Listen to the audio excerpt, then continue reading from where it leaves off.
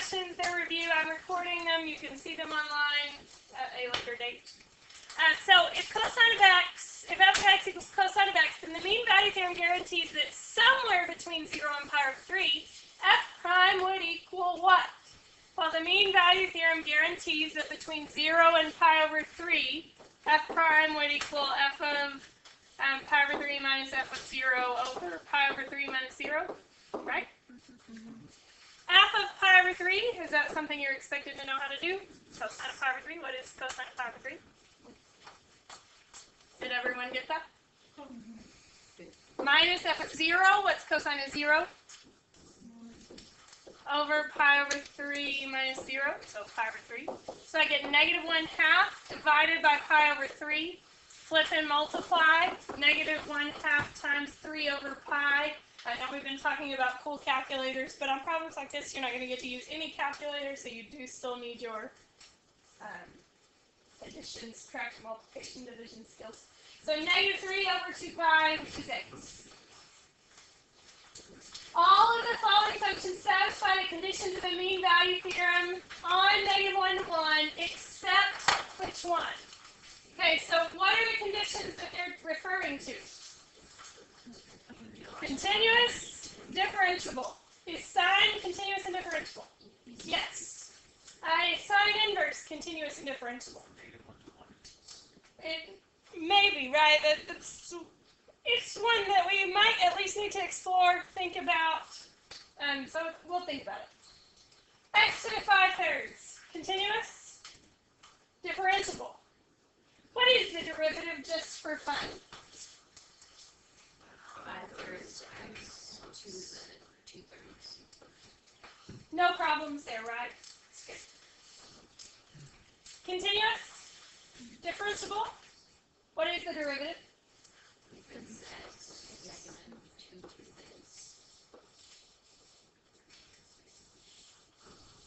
What's that negative do? Why is that a problem? 0 makes a discontinuity on the derivative at 0, so it's not differentiable at 0. Is that between negative 1 and 1? I don't even have to know about sine inverse, because I know about that one. That one does not satisfy the conditions of mean value theorem. 2 is not a problem, right? Because it's outside negative 1 and 1. That's a similar thing that happens with sine inverse. Negative 1 and 1 are the end points on sine inverse, but it is continuous in between those and differentiable in between those. Any questions about that? Given g of x, defined by this graph, it says g of b equals g of c. How many times does g of x satisfy the mean value theorem on a to b? To do this problem, I'm going to need to draw a picture.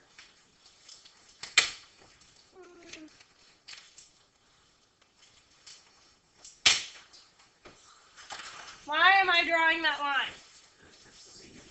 That is the secant line. The slope of that is what I'm trying to match with the slope of the tangent line. And then I'm going to take my pencil along the graph and I'm going to count. When does it get parallel? 1.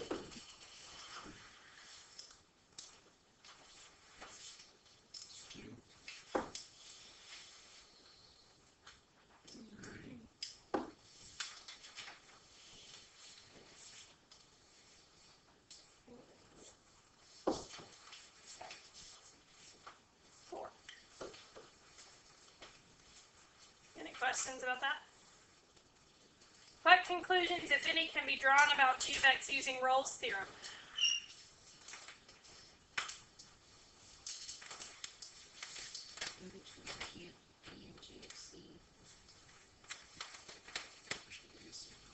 Good. In between c and b, the derivative of g is going to equal 0 at some point in between c and b. On the interval c to b, there is a point where g prime of x is 0.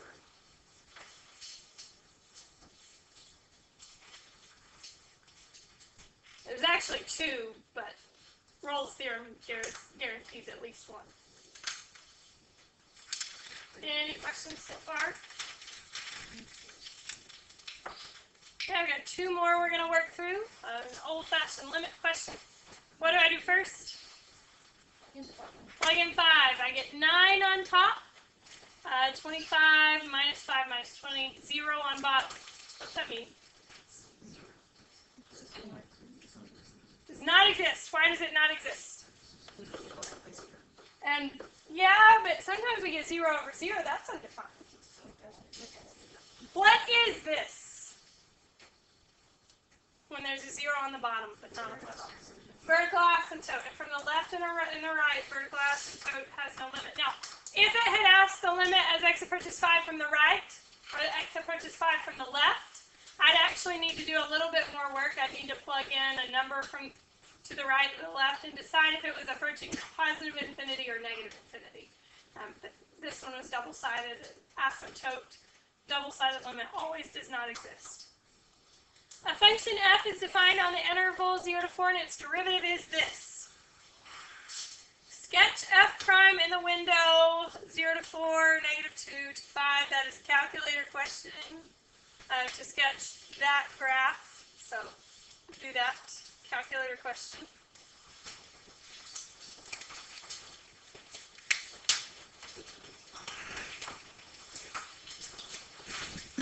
I'll just give you a minute to work this problem out before I answer the question. Okay. So,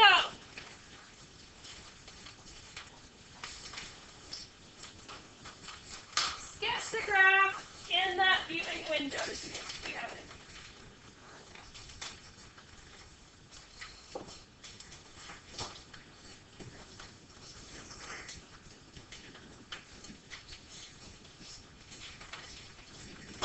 Any questions so far?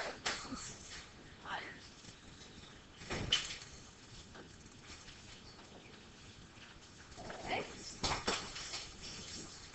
That's f prime, right?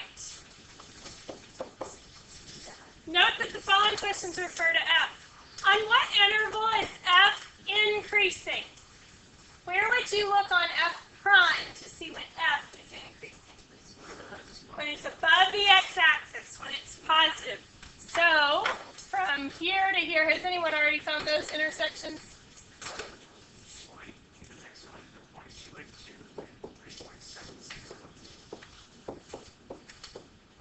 Justify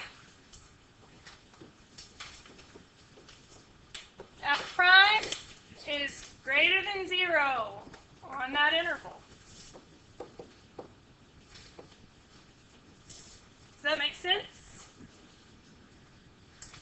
At what values of f, again on the interval 0 to 4, does f have a local maximum? What do we look for to happen on the derivative to get local maximums? Good. Equaling 0 from positive to negative, right? So which one is that?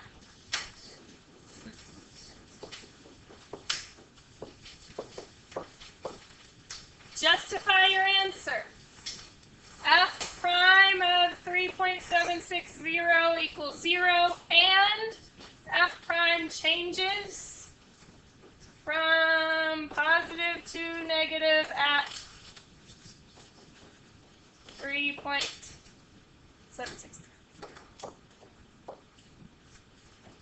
So at 3.760, F prime equals 0 and changes signs from positive to negative.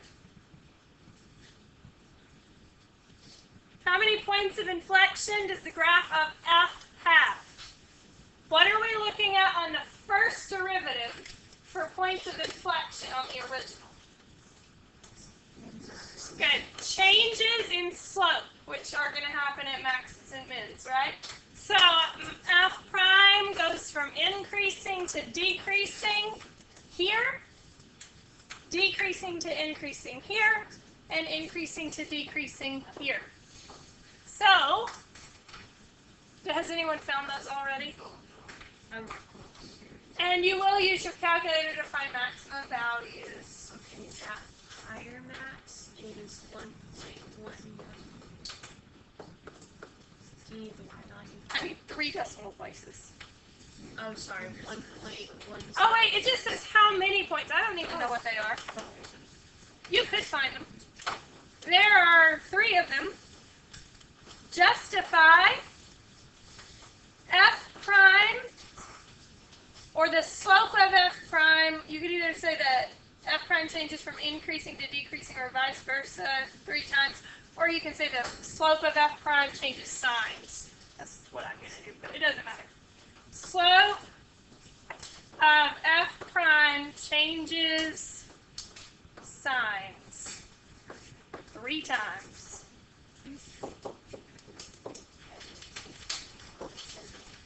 Quick question.